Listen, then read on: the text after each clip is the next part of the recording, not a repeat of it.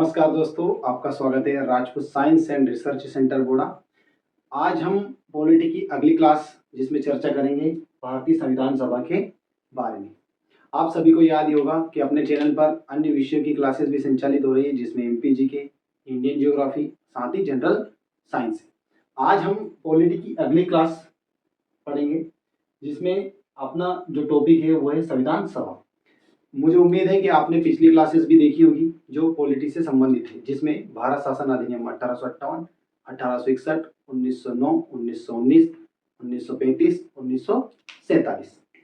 हमने 1947 अधिनियम भी पढ़ लिया है, लेकिन आज हम 1935 और 1947 के बीच की चर्चा करेंगे और अपने संविधान लागू होने तक की चर्चा करेंगे। आप सभी को याद है कि पॉलिटी के जो हमने बेसिक क्लास ली थी उसमें आपको बताया था कि संविधान कब लागू हुआ, कब अंगीकृत हुआ, कितना समय लगा। अब इन सभी चीज़ों की अपन विस्तृत जानकारी लेंगे कि अपना संविधान किस किस प्रकार तैयार हुआ। हो सकता है आपको आवाज़ में वापस समस्या है, लेकिन हम उसका निराकरण बहुत जल्दी करेंगे। थोड़ा एडजस्ट आप करिएगा, थोड़ा हम करेंगे। इस तरह अपने चैनल पर आप सभी जुड़े रहिए, ताकि एक अपने क्षेत्र में यूट्यूब पर क्लासेस जो हो सकता है कहीं बाहर कोचिंग जाने में असमर्थ हो, या बहुत सारी लड़कियां हैं जो अपने घर से ही क्लासेस देख सकती हैं और उन्हें शिक्षा का लाभ मिल सके।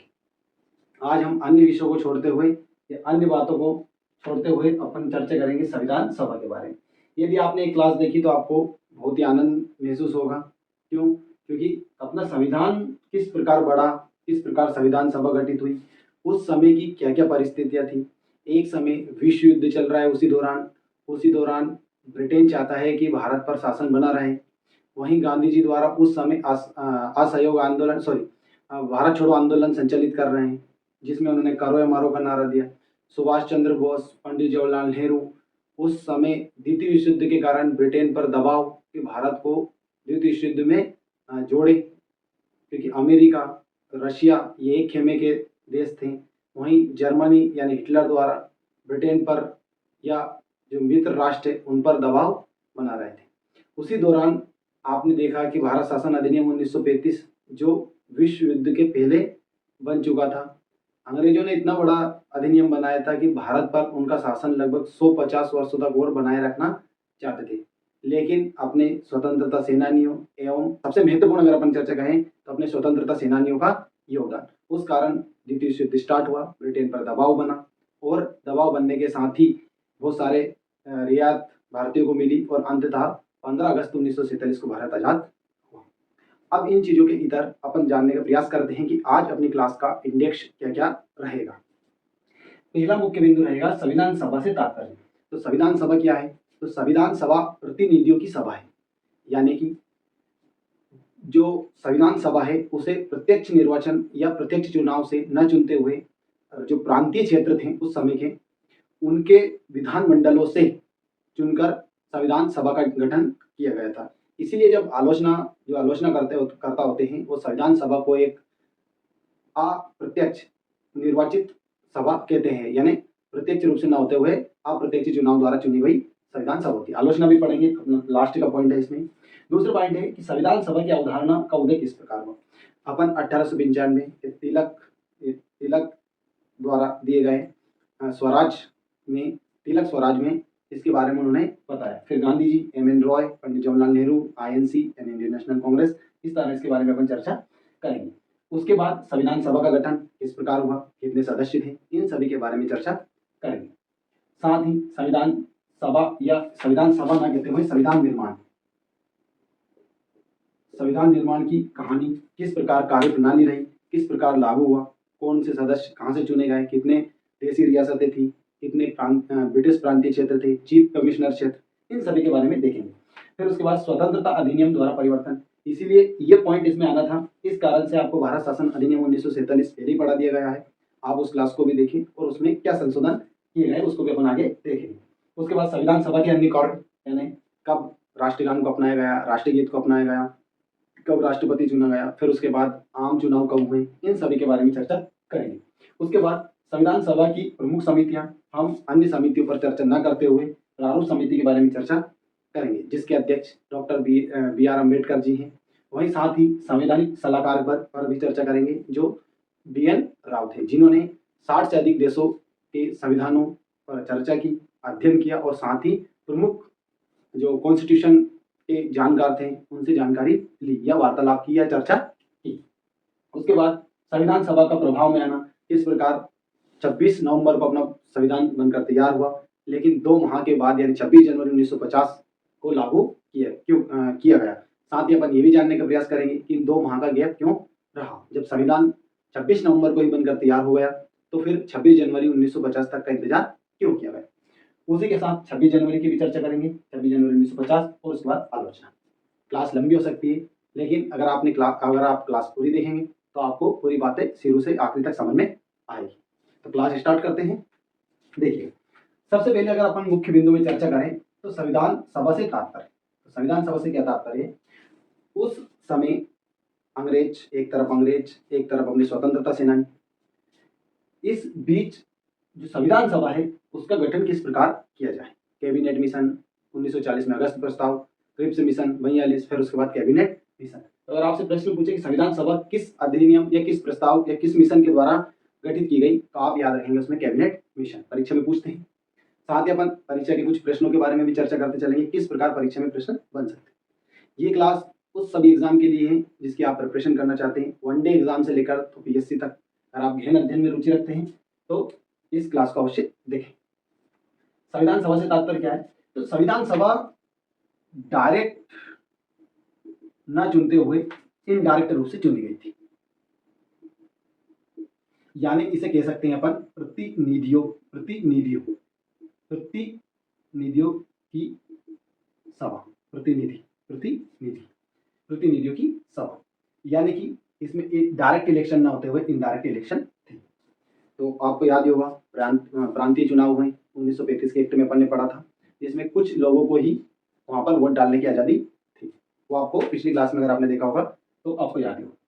तो थोड़ा सा मैं आपको बता देता हूँ किस प्रकार इनका इलेक्शन हुआ था। तो मैं वर्तमान स्वरूप से आपको जोड़ के बताता हूँ। जैसे आप सभी को याद होगा कि राज्यसभा का इलेक्शन किस प्रकार होता है।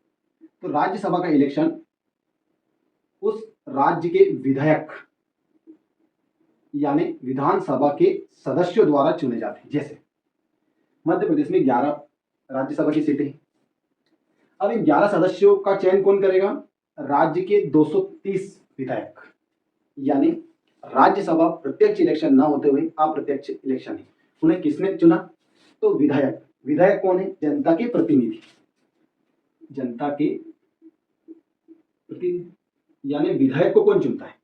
जनता। तो जनता के प्रतिनिधि कौन है? विधायक। और विधायकों ने किसको चुना? राज्यसभा सदस्यों। इसी प्रकार जो संविधान सभा के प्रतिनिधि थे उन्हें प्रांतीय क्षेत्रों के जो उस समय कह सकते हैं विधायक मान के चले आप, उन्होंने अप्रत्यक्ष निर्वाचन द्वारा संविधान सभा के सदस्यों को चुना था। सीधी सी बात यह थी कि 10 लाख सदस्यों पर एक प्रतिनिधि चुना जाना था। तो हम आगे चर्चा करेंगे कितने सदस्य थे, कितने थे। तो ये आपको समझ में आया होगा कि संविधान सभा से क्या तात्पर्य। तो प्रतिनिधियों की सभा, किसकी सभा? प्रतिनिधियों की सभा। अब अगर आगे अपन चर्चा करें कि जो अपने इंडेक्स है उसमें जो दूसरा पॉइंट है,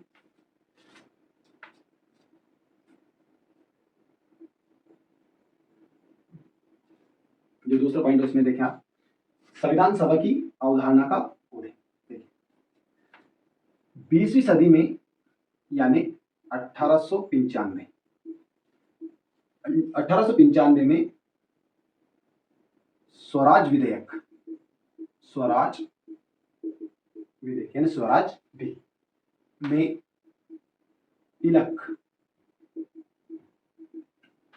तिलक ने संविधान सभा के बारे में कुछ बात बताई। इसमें स्वराज विधेयक में इसने तिलक ने।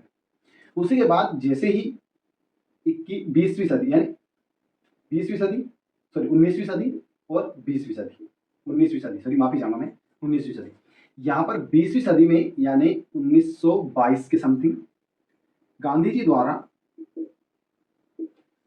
द्वारा संविधान सभा के बारे में एक कथन दिया गया कि भारतीय संविधान भारतीयों की इच्छा अनुसार ही बनेगा। उसके बाद आगे अगर अपन बात करें तो 1934 में औपचारिक रूप से एम एन रॉय, मानवेंद्र नाथ रॉय द्वारा संविधान सभा के बारे में अंग्रेजों से या संविधान सभा के बारे में उन्होंने कहा कि जो संविधान निर्माण करेंगे वो भारतीयों की इच्छा अनुसार और भारतीयों द्वारा ही किया जाएगा। इसी बीच 1935 में आईएनसी, इंडियन नेशनल कांग्रेस किया गया, इस प्रस्ताव को प्रस्तुत किया गया, पास नहीं किया गया, प्रस्तुत किया गया और उसी को या इस संविधान सभा की बात को मूर्त रूप देने का कार्य पंडित जवाहरलाल नेहरू द्वारा दिया गया। अगर इतनी बातें आपको समझ में आई तो परीक्षा में यहाँ से क्वेश्चन बनेंगे और साथ ही नोट करते चलें। नोट करना अवश्य है, वरना ये चीजें ऐसी है थोड़े समय याद रहती है फिर वापस भूल जाते हैं, इसीलिए नोट कर दें। उसके बाद यदि अपन आगे चर्चा करें संविधान सभा का अवधारणा का विकास या उदय, और अगर अपन इससे पहले भी देखना चाहें 17वीं व 18वीं शताब्दी में जो लोकतांत्रिक क्रांतियां हुई, जैसे अमेरिकी क्रांति हुई, फ्रांस क्रांति हुई, रशियन क्रांति हुई, वहां से भी इस अवधारणा को देखने को मिलता है। यदि अपन इसके उदय की बात करें तो इसका उदय इंग्लैंड के सामंतवादियों द्वारा माना जाता है, समतावादियों द्वारा,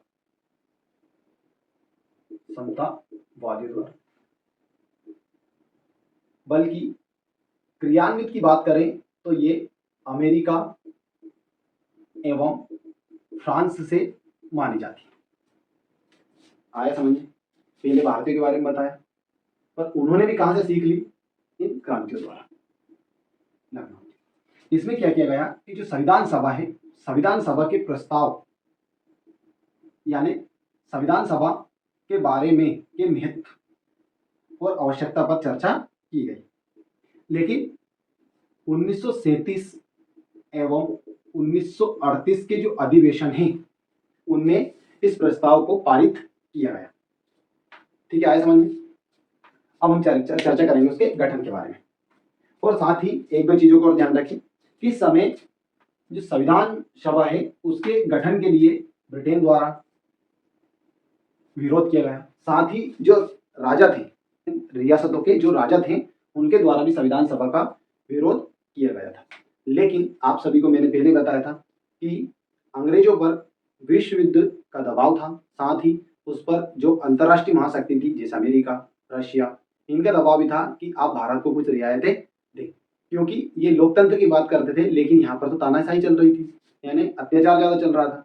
तो इसी को ध्यान में रखते हुए फिर अंग्रेजों ने अंततः संविधान सभा की मांग को स्वीकार कर लिया गया, लेकिन उसका भी कोई ज्यादा नतीजा ना निकला। जैसे अगस्त प्रस्ताव को भी भारतीयों द्वारा विरोध किया गया था, उसके बाद क्रिप्स मिशन को का भी विरोध किया गया था क्योंकि भारतीय नहीं थी, साथ ही उन्होंने अलग अलग बात की। इसका मुस्लिम लीग द्वारा कह सकते हैं कि समर्थन मिला, क्योंकि इन्हें कहीं न कहीं अलग पाकिस्तान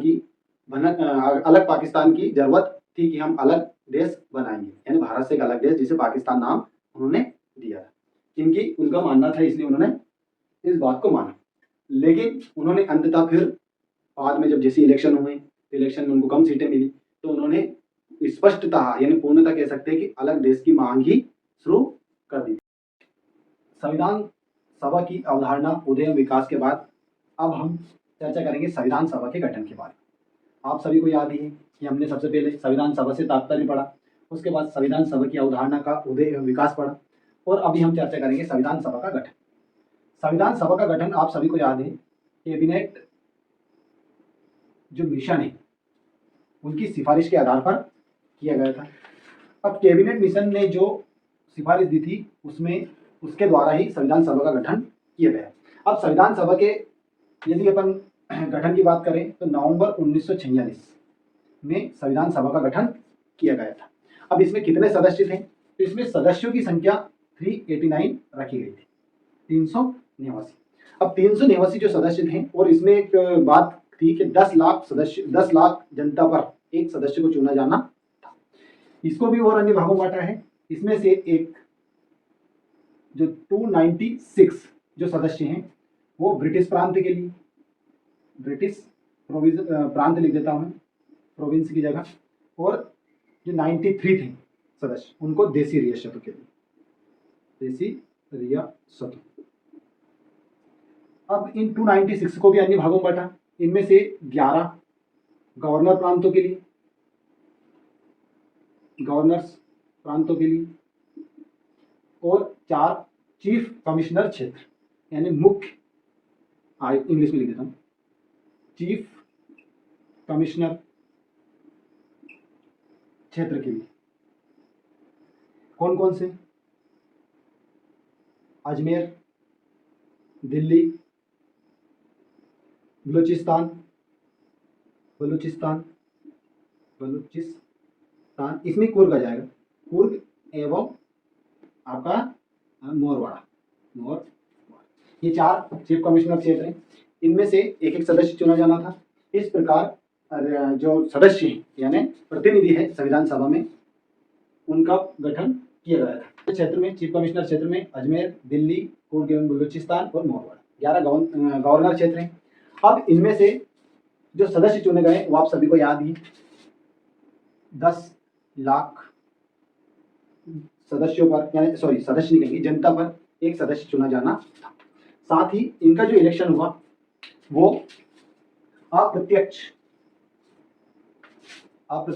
इलेक्शन हुए थे, यानी संविधान सभा के जो सदस्य हैं उनको जनता द्वारा प्रत्यक्ष रूप से नहीं चुना गया था। मैं बता देता हूं अप्रत्यक्ष, एक उदाहरण के माध्यम से आपको आसानी से समझ में आएगा। जैसे राज्यसभा सदस्यों का जो अपन निर्वाचन करते हैं वो किस प्रकार करते हैं? तो राज्यसभा के निर्वाचन को चुनते हैं उस राज्य के विधानसभा के सदस्य। अब इनको विधानसभा के सदस्य कौन है? जनता के प्रतिनिधि, अर्थात राज्यसभा के सदस्यों का निर्वाचन कौन करता है? जनता के प्रतिनिधि द्वारा। इसी प्रकार संविधान सभा के सदस्यों का निर्वाचन किया गया था। तो उनको किसने चुना था? ब्रिटिश प्रांतों के क्षेत्रों से।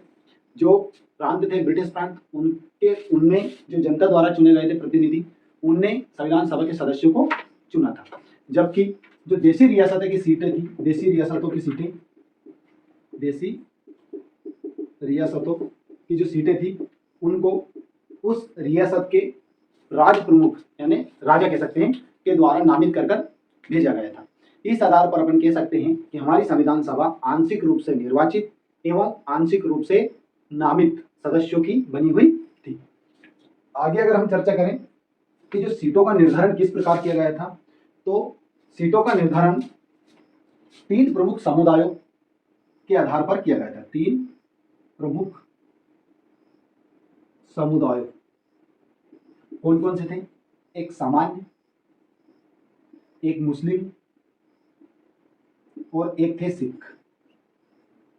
सामान्य में कौन आएंगे? मुस्लिम और सिख को छोड़कर सभी किसमें आ जाएंगे? सामान्य में। सामान्यतः अपनी संविधान सभा पर आलोचनाएं की जाती है। उसमें एक आलोचना ये भी होती है कि ये केवल आईएनसी यानी कांग्रेस के लोगों की सभा थी, जिसमें एक बड़े क्षेत्र पर कांग्रेस का राज था, परंतु ऐसा नहीं है।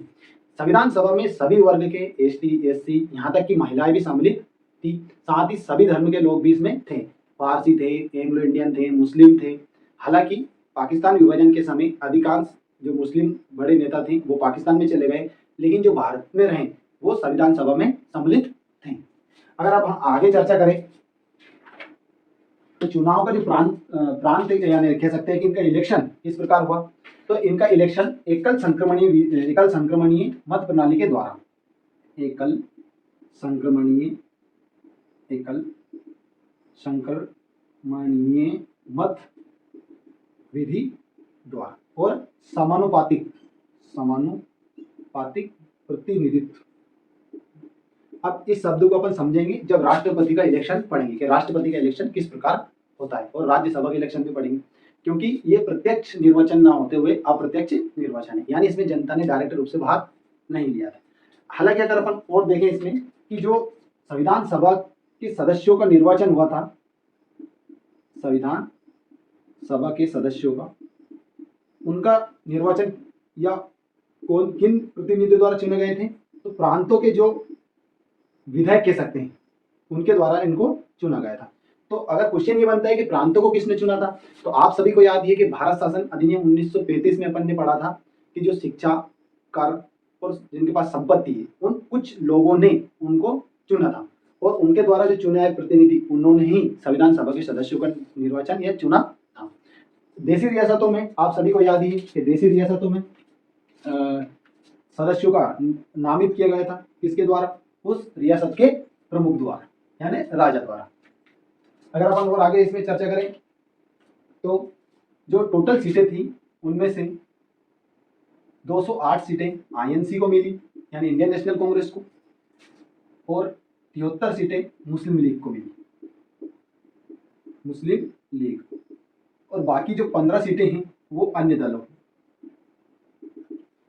में एक अनुसूचित जाति की पार्टी भी थी, हिंदू महासभा भी थी, कम्युनिस्ट पार्टियां भी थी, ऐसे करके और अन्य दल, ऐसे मिलाकर सभी को 15 सीटें मिली थी। इस प्रकार ये टोटल सीटें हो जाती है 296 जो ब्रिटिश प्रांत के लिए रखी गई थी।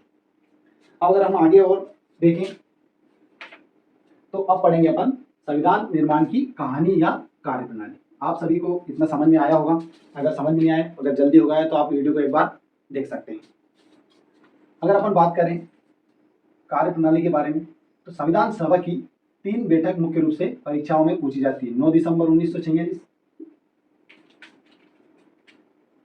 11 दिसंबर 1946 और एक 13 दिसंबर 1946। अगर हम 9 दिसंबर की बात करें तो 9 दिसंबर को संविधान सभा की पहली बैठक हुई। इसमें 211 सदस्यों ने हिस्सा लिया। केवल कितने ने लिया? 211 सदस्यों ने। मुस्लिम लीग ने इसका बहिष्कार किया। और इसमें फ्रांस की तर्ज पर सभा के सबसे बुजुर्ग व्यक्ति सच्चिदानंद सिन्हा, डॉक्टर सच्चिदानंद सिन्हा को इस सभा का अस्थायी, पूछते परीक्षा में, अस्थायी अध्यक्ष चुना गया।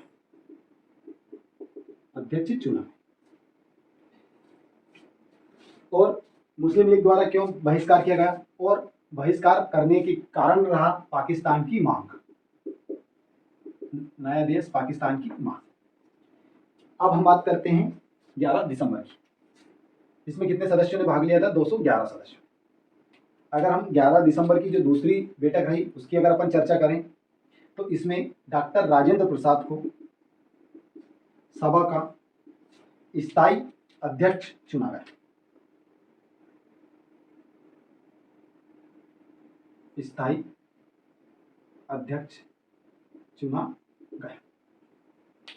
इसके बाद 13 दिसंबर 1946 को पंडित नेहरू द्वारा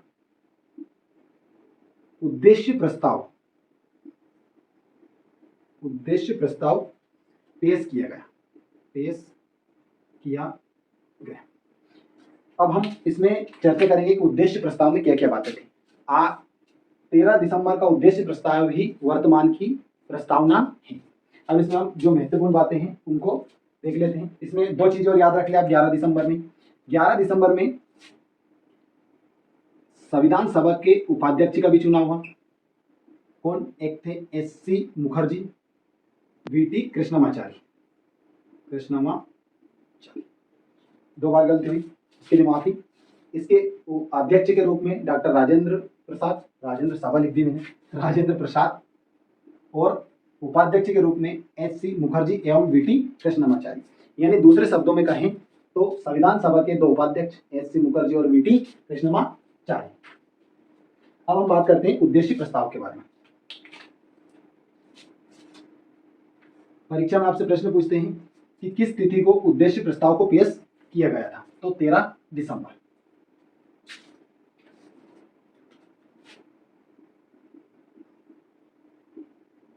उद्देश्य प्रस्ताव में क्या क्या बातें रही? अगर आपने अपनी वर्तमान प्रस्तावना अगर पढ़ी हो तो उसमें से ही वही पहले का उद्देश्य प्रस्ताव है, जिसे किसने पेश किया? पंडित जवाहरलाल नेहरू ने। पीटी नेहरू लिख देता हूं, इन्होंने इसको पेश किया था। जिसमें क्या बात कही गई थी? जो अपना देश है या अपनी जो संविधान सभा है उसमें स्वतंत्र, संप्रभु, गणतंत्र, इन शब्दों का इसमें प्रयोग किया गया। साथ ही अगर अपन आगे देखें तो जो न्याय में सामाजिक, आर्थिक एवं राजनीतिक न्याय की चर्चा इसमें की गई है। मतलब जो आप वर्तमान प्रस्तावना देखते हैं वही उद्देश्य प्रस्ताव में लिखित थे। साथ ही इसमें विश्व शांति की भी बात की गई थी, विश्व शांति की बात की गई थी। और इस प्रस्ताव को 22 जनवरी 1947 को सर्वसम्मति से पास कर दिया गया। आप सभी को इतनी बात समझ में आई होगी। अब हम अपने अगले बिंदु पर चर्चा करेंगे, स्वतंत्रता अधिनियम में संशोधन। साथ ही जो उद्देश्य प्रस्ताव है उसमें अल्पसंख्यकों की सुरक्षा का भी ध्यान रखा गया। जब अपन अपनी प्रस्तावना पढ़ेंगे तब आपको और अच्छे से समझ में आ जाएगा। अब बात करते हैं अपन संविधान स्वतंत्रता अधिनियम में संशोधन। स्वतंत्रता अधिनियम 1947 में 3 महत्वपूर्ण संशोधन किए गए थे। कौन कौन से? पहला कि जो भी ब्रिटिश पार्लियामेंट द्वारा अधिनियम बनाए गए थे उनको समाप्त या संशोधन करने का अधिकार किसके पास? संविधान सभा के पास। क्या ब्रिटिश, शॉर्टकट में लिख देता हूं, ब्रिटिश जो एक्ट हैं उनमें संशोधन एवं समाप्त करने की शक्ति किसमें निहित हो गई? संविधान सभा। दूसरे, यदि अपन इसमें बात करते हैं दूसरे संशोधन की या दूसरे परिवर्तन की, तो दूसरे परिवर्तन में जो अपनी संविधान सभा है वो 2 प्रमुख कार्य करेगी। कौन कौन से? तो संविधान सभा को दो रूपों में कार्य करेगी। एक तो संविधान सभा के रूप में और एक विधायिका के रूप में। विधायिका पहले अपन संविधान सभा के रूप में देख ले। तो संविधान सभा का प्रमुख कार्य क्या है? संविधान का निर्माण। संविधान का निर्माण, यदि यहां नहीं दिख रहा हो मैं यहां लिख देता हूं, संविधान का निर्माण। वहीं अगर विधायिका के रूप में बात करें तो जो सामान्य कानून है, सामान्य कानून के रूप में कार्य करना। अब विधायिका यानी संसद के रूप में, विधायिका यानी संसद के रूप में, ठीक है। जब संविधान सभा के रूप में कार्य करती थी संविधान सभा, तब इसकी अध्यक्षता कौन करते थे? डॉक्टर राजेंद्र प्रसाद। और वहीं यदि विधायिका के रूप में जब कार्य करती थी तो उनकी जो अध्यक्ष के रूप में कार्य करते थे जीवी मावलंकर।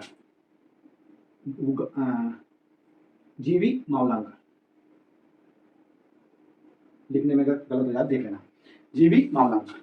ये आपको समझ में आया होगा। 2 संशोधन आपको बता दिए गए। तीसरे में यदि अपन चर्चा करें तो जो 1946 में जो सदस्यों की संख्या थी वो 389 थी, लेकिन अलग पाकिस्तान के चलते यह सदस्य संख्या ब्रिटिश प्रांतों के लिए 229 आ गई और देसी रियासतों के लिए 93 से 70 हो गई। ये 3 मेजर इसमें चेंजेस किए गए हैं। अब हम आगे चर्चा करेंगे संविधान सभा के अन्य कार्यों के रूप में।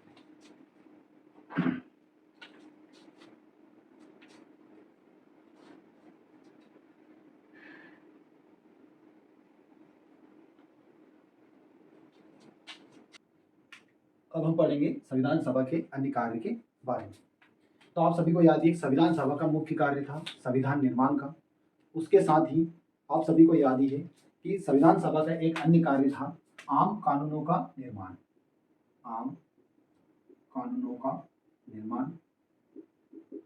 और एक कार्य, इसको सेकंड मान लेते हैं, फर्स्ट मानते हैं संविधान निर्माण।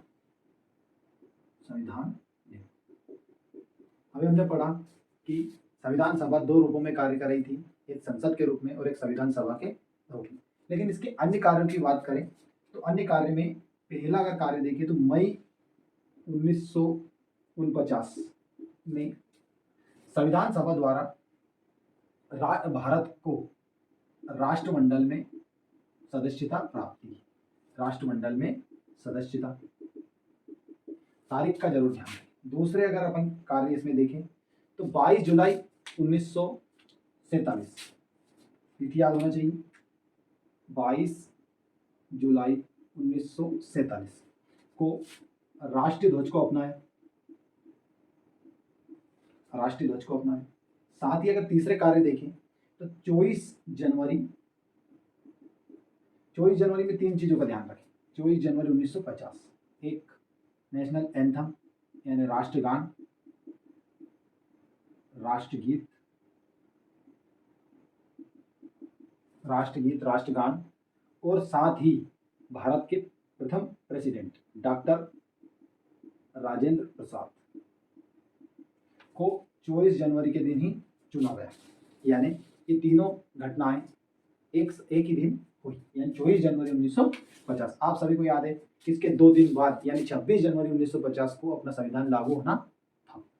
आगे अगर इसी में देखें तो आप सभी को याद ही कि संविधान निर्माण होने में कितना समय लगा, 2 वर्ष 11 माह 18 दिन, 2 वर्ष 11 माह 18 दिन। लेकिन मैं बार बार आपको बताते आ रहा हूँ कि ये 2 वर्ष 11 माह 18 दिन का कार्य ना होते हुए अपने इतिहास से संविधान सभा या फ्रीडम फाइटर ने जो स्वतंत्रता सेनानी उन्होंने जो सीख ली उसका ही परिणाम अपना संविधान रहा। यदि इसके खर्च की बात करें तो आप सभी को याद ही कि 64 लाख रुपए का इसमें खर्च हुआ। साथ ही इसमें जो प्रारूप समिति थी या BN राव, BR अम्बेडकर अलग है और BN राव अलग है। BR अम्बेडकर प्रारूप समिति के अध्यक्ष थे, वहीं BN राव संवैधानिक सलाहकार थे, ना कि वो सदस्य थे। तो उन्होंने BN राव ने 60 से अधिक देशों के संविधानों के बारे में पढ़ा। साथ ही वहाँ के जो संविधान विशेषज्ञ है या सलाहकार हैं उनसे चर्चा की। इसी प्रकार अपने संविधान पर एक कह सकते हैं कि आलोचना के रूप में तर्क लगता है कि अपना संविधान उधार लिया गया है, पर ये गलत है। जब मैं आपको एक प्रश्न दूंगा कि भारतीय संविधान की आलोचना के बारे में जो बात की गई वो किस हद तक सत्य है और किस हद तक वो असत्य है, तो उसमें आप चर्चा करना। मैं आपको अंत में एक प्रश्न दूंगा। साथ ही अगर अपन बात करें तो जो इस पे बैठक हुई वो 114 दिन तक चली, 114 दिन तक बैठक हुई। साथ ही 24 जनवरी 1950 को संविधान सभा की अंतिम बैठक हुई। तो आपसे अगर परीक्षा में प्रश्न बने कि संविधान सभा की अंतिम बैठक कब हुई, 24 जनवरी 1950। आई होप मार करके आपको प्रॉब्लम आ नहीं रही होगी। हमने ये व्यवस्था की और धीरे धीरे भी अपनी व्यवस्थाएं होती रहेगी, बस आप लोगों का सहयोग चाहिए। उसके बाद अगर अपन बात करें कि जो 26 जनवरी तक संविधान सभा ने 2 रूपों में कार्य किया। उसके बाद अगर बात करें तो यह 26 जनवरी 1950 मान लो, 26 जनवरी 1950 से जब तक चुनाव नहीं हुए यानी आम चुनाव नहीं है 1951-52 तक, हमेशा आम चुनाव 51-52 पे लिखते हैं क्योंकि 51 के अंत में स्टार्ट हुए आम चुनाव है लोकसभा के चुनाव, और 52 के शुरुआत में तक चले थे, इसलिए अपन 51-52 लिखते हैं। 26 जनवरी 1950 से 1951-52 तक संविधान सभा अंतरिम संसद के रूप में कार्य किए। यह कह सकते हैं कि जब तक संसद नहीं बनी तब तक अंतिम संसद के रूप में कार्य किया। अंतिम नहीं, अंतरिम संसद के रूप में। अब आगे हम अगर पढ़ते हैं तो अब संविधान सभा के कार्यों के बारे में जानने के बाद अब हम चर्चा करेंगे समितियों के बारे में। आप सभी को याद है कि संविधान निर्माण के लिए या संविधान सभा ने कई समितियों का गठन किया था, लेकिन हम केवल आज प्रारूप समिति के बारे में ही पढ़ेंगे। किसी अन्य क्लास या शॉर्ट वीडियो के माध्यम से या अन्य वीडियो के माध्यम से हम सभी समितियों के बारे में जान लेंगे, लेकिन आज हम केवल प्रारूप समिति के बारे में चर्चा करेंगे। संविधान सभा की समितियां, हमें अन्य समितियां ना पढ़ाते हुए केवल आज हम चर्चा करेंगे प्रारूप समिति के बारे में। प्रारूप समिति का गठन 27 अगस्त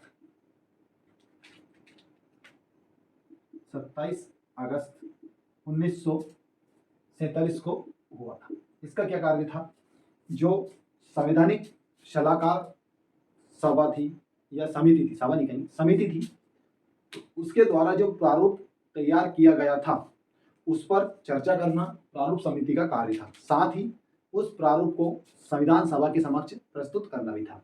आप सभी याद रखें कि जब संविधान सभा में किसी भी मुद्दे पर बहस होती थी तो उसमें मत विभाजन नहीं रखा गया था, बल्कि सभी की सहमति को रखा गया था, मंजूर होनी चाहिए, तभी वह बिल या कोई आर्टिकल संविधान में जोड़ा जाएगा, ना कि मत विभाजन के कारण। मत विभाजन नहीं था, बल्कि सभी की सहमति थी।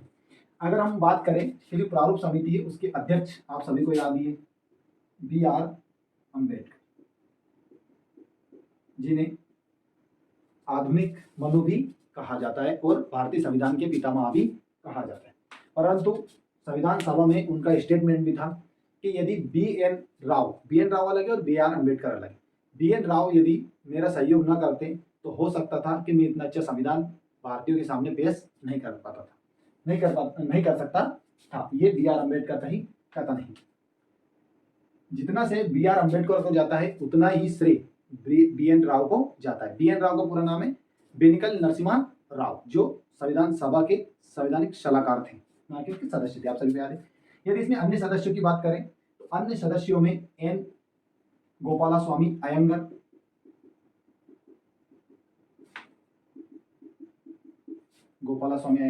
दूसरे थे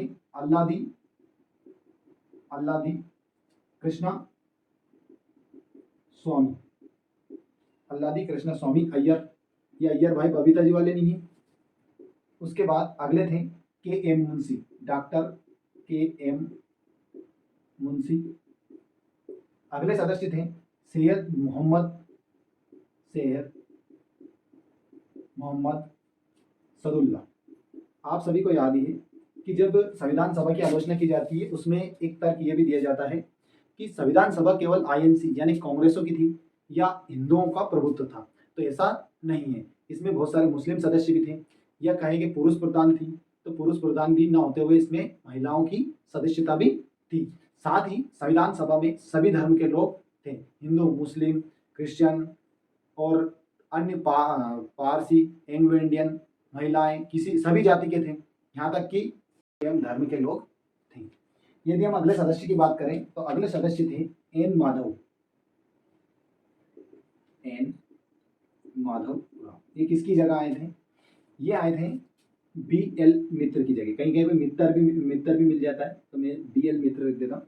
यहाँ पर BL मित्र अचानक स्वास्थ्य खराब हो जाने के कारण उनकी जगह नए सदस्य N माधव राव आए थे। वहीं DP खेतान की जगह आए थे TT कृष्णमाचारी। आप कमेंट करके बताएं कि TT कृष्णमाचारी, कृष्णमाचारी और जगह कहाँ उनका संविधान में योगदान रहा है या संविधान सभा में योगदान रहा है। ये किनकी जगह आया था? तो ये DP खेतान की जगह। DP खेतान की मृत्यु हो जाने के कारण उनकी जगह कौन आए थे? TT कृष्णमाचारी। ये हैं प्रारूप समिति के सदस्य। यदि अपन प्रारूप की बात करें तो पहला प्रारूप 1948 में प्रकाशित किया गया था। पहला प्रारूप 1948 में, कब? फरवरी 1948 में प्रकाशित किया गया। इस प्रारूप पर चर्चा कौन करती थी? प्रारूप समिति के सदस्य और साथ ही संविधान सभा। ठीक है। और इसमें फिर संशोधन के लिए निविदाएं या आमंत्रित किया जाएगा, इसमें क्या क्या संशोधन किए जाने चाहिए। ये संशोधन के बाद अक्टूबर 1948 में पहला प्रारूप और प्रारूप का पहला बाद दूसरा, यानी पुनः इसको प्रकाशित किया गया। कब? अक्टूबर 1948 में। अब हम आगे चर्चा करेंगे इस संविधान सभा की समिति, प्रारूप समिति के जानने के बाद चर्चा करेंगे अब हम संविधान का प्रभाव में आना। आप सभी को इंडेक्स याद ही है, हमने अपनी क्लास की शुरुआत में बताया था कि हम इन मुद्दों पर चर्चा करेंगे। अब इसमें हम देखते हैं अपना अगले इंडेक्स में अगला टॉपिक संविधान का प्रभाव में आना। अब यदि हम बात करें कि संविधान सभा के वाचन चले, यानी संविधान को पढ़कर सुनाया, संविधान सभा में, उसने अपन ने वाचन दिए। तो 3 वाचन हुए उसके, मैं डायरेक्ट लिख देता हूँ, फर्स्ट, सेकंड और थर्ड। कौन कब से कब तक चला इसके बारे में देख लेते हैं। पहला वाचन 5 दिन तक चला, जो 4 नवंबर 1948 से 9 नवंबर 1948 तक चला, इसे अपन फर्स्ट वाचन बोलते हैं। सेकंड की बात करें, जो सेकंड सबसे लंबा चला, जो 15 नवंबर 1948 से 17 अक्टूबर 1949 तक। तीसरा और अंतिम की यदि अपन बात करें, तो जो 14 नवंबर 1949 से 26 नवंबर 1949 तक चला। और आप सभी को याद ही है कि 26 नवंबर 1949 को अपना संविधान बनकर तैयार हो गया था। और जब अपना संविधान बनकर तैयार हुआ, उस समय 299 संविधान सभा के सदस्यों में से 284 ने संविधान पर हस्ताक्षर किए, संविधान पर हस्ताक्षर किए, बाकी सदस्यों ने बाद में भी किए। अब अगर अपन आगे चर्चा करें, तो इसी दिन लगभग 15 आर्टिकल यानी अनुच्छेद लागू हो गए थे, जबकि पूरा संविधान 26 जनवरी 1950 को लागू हुआ था। अगर आपसे पूछे कि अपना देश गणतंत्र कब हुआ था, तो गणतंत्र की बात करें तो 26 जनवरी 1950। इसीलिए अपन गणतंत्र का दिवस कब मनाते हैं, 26 जनवरी 1950। सॉरी, अगर 49 बोल दिया तो माफी चाहूंगा, 26 जनवरी 1950, 49 के लिए माफी चाहिए, 50। अगर हम बात करें आगे और अन्य बात, महत्वपूर्ण बात पर, तो जब अपना संविधान बनकर तैयार हुआ, तब इसमें 395 अनुच्छेद बनकर तैयार हुए, उसमें 395 अनुच्छेद थे, लागू 15 हुए, लेकिन 395 अनुच्छेद। अनुसूचियों की बात करें तो 8 अनुसूचियां थी। भाग की यदि बात करें तो 22 भाग थे, ये सभी मूल संविधान में थे। और वर्तमान में अनुसूचियों की बात करें तो वर्तमान में 12 अनुसूचियां हैं। ठीक है, इतनी बात यदि आपको समझ में आई है तो एक बार और आप एक बार रिवीजन कर लेते हैं। संविधान सभा का प्रभाव में आना, 3 वाचन हुए, 4 नवंबर 1948 से पहला चला 9 नवंबर 1948 तक। दूसरे की बात करें तो दूसरा सबसे लंबा चला, सबसे ज्यादा बहसबाजी हुई, है ना। इसमें ये चला 15 नवंबर से 15 नवंबर 1948 से 17 अक्टूबर 1949 तक, ये सबसे लंबा चला। उसके बाद यदि अपन बात करें तो तीसरा चला 14 नवंबर 1949 से 26 नवंबर 1949 तक। इसी संविधान लागू होने के बाद भारत शासन अधिनियम 1935 एवं 1947 समाप्त कर दिए गए। ठीक है, इन चीजों का भी आप ध्यान रखें। अब हम अपने क्लास के लास्ट पॉइंट पर बात करेंगे आलोचना के बारे में। यदि सबसे पहले आलोचना संविधान सभा की होती है, तो आप कह सकते हैं कि जनता द्वारा निर्वाचित न होते हुए प्रतिनिधियों द्वारा निर्वाचित संविधान सभा। तो आप सभी को याद है कि उस समय ऐसी परिस्थितियां थी कि अपन संविधान सभा को जनता द्वारा प्रत्यक्ष रूप से चुन नहीं सकते थे। साथ ही दूसरे अगर बिंदु की बात करें तो इसे केवल वकीलों की सभा बोलते थे, कि अगर इसकी आलोचना में दूसरे तर्क की बात करें तो इसे केवल वकीलों की सभा कहते थे। तीसरा अगर अपन बिंदु की बात करें तो इसमें संप्रभुता का अभाव भी बताया गया है। साथ ही अगले अगर बात करते हैं तो कांग्रेस का प्रभुत्व। ये सभी आलोचना है, बहुत सारी आलोचना है, आप कमियां भी निकाल सकते हैं और इनकी अच्छाई भी बता सकते हैं। लेकिन प्रश्न आपसे ये है अपना कि आपको कम से कम 250 शब्दों में एक प्रश्न लिखना है, जिसमें संविधान सभा की अच्छाई यानी जो उसकी आलोचना की उसके विपरीत उसमें जो अच्छाइयाँ हैं उनके बारे में लिखना है। तो आई होप आपको क्लास बहुत अच्छी लगी होगी। यदि आपने क्लास देखी होगी तो आपको पूरी बात समझ में आई होगी। और जो भी आपको अगली नेक्स्ट क्लास किसी भी विषय की अगर आपको नए सब्जेक्ट की मांग हो कि हमें नए सब्जेक्ट पढ़ना है, तो उसके लिए भी आप क्लास के अंत में कमेंट कर बता सकते हैं। ठीक है, बहुत बहुत धन्यवाद। जय हिंद।